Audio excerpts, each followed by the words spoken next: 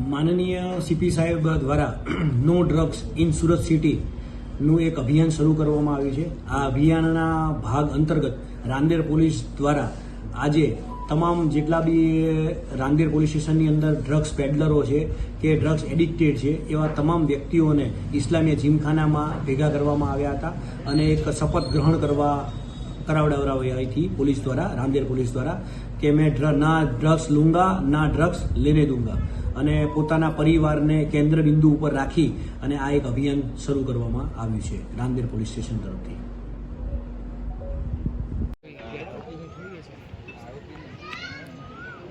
નિયમ જાડા નહીં કરાવો।